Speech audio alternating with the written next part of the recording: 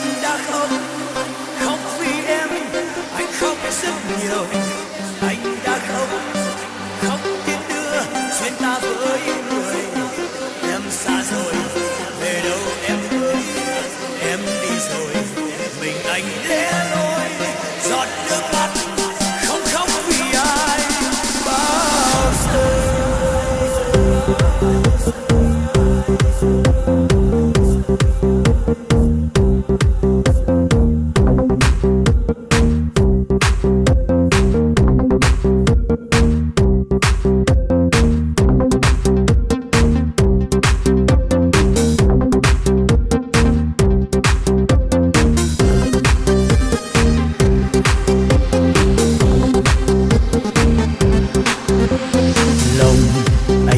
Tan nát nhìn em mà nước mắt trao tuôn, ngồi ôm bao tiếc nuối những tháng năm sống bên cạnh nhau.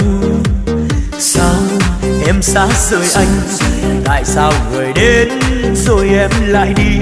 Chẳng câu từ giá, chẳng hề tiếc thương anh xa sao nơi chốn này. Bấy lâu nay anh tìm em, bụi trần nắng mưa, xác thân hao gầy, tan tan con tim như người điên, chẳng còn tâm trí để nhớ tên anh đã khóc, khóc vì em, anh khóc rất nhiều. Anh đã khóc, khóc tiến đưa duyên ta với người. Em xa rồi, về đâu em hỡi, em đi rồi, mình anh lẻ loi, để thời gian này phải phôi tình chia đôi, hai người hai lối. Còn đâu nữa giọt nước mắt để khóc với người, chỉ còn đây bao xót xa thân xác giá rời. Suốt cuộc đời tình là ngang trái, đắng cay này ngàn năm khó phai. Giọt nước mắt không khóc vì ai bao giờ.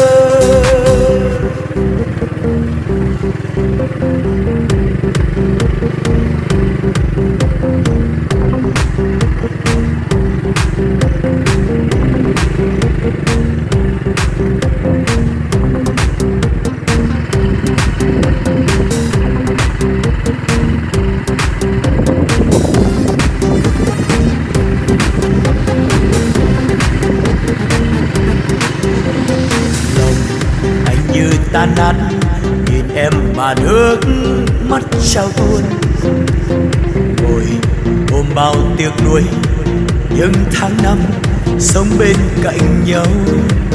Sao em xa rời anh, tại sao người đến rồi em lại đi?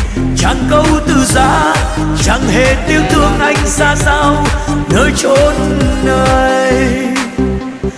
Bấy lâu nay anh tìm em, bụi trần nắng mưa, xác thân hao gầy, tan tan con tim như người điên, chẳng còn tâm trí để nhớ tên ai. Anh đã khóc, khóc vì em, anh khóc rất nhiều. Anh đã khóc, khóc tiến đưa duyên ta với người. Em xa rồi, về đâu em hỡi,